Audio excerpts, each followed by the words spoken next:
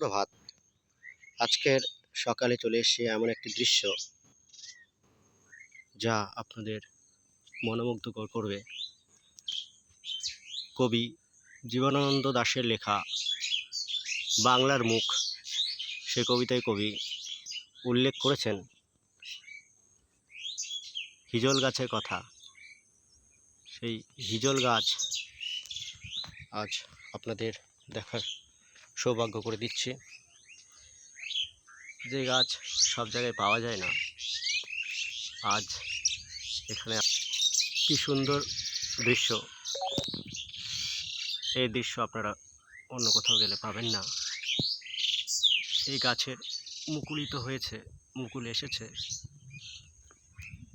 বাংলার প্রকৃতি ঐতিহ্য তুলে রেখেছে এরকমই গাছগুলি, যা বাঙালিদের প্রিয়।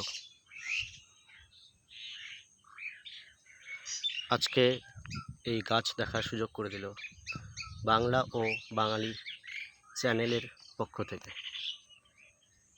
ধন্যবাদ।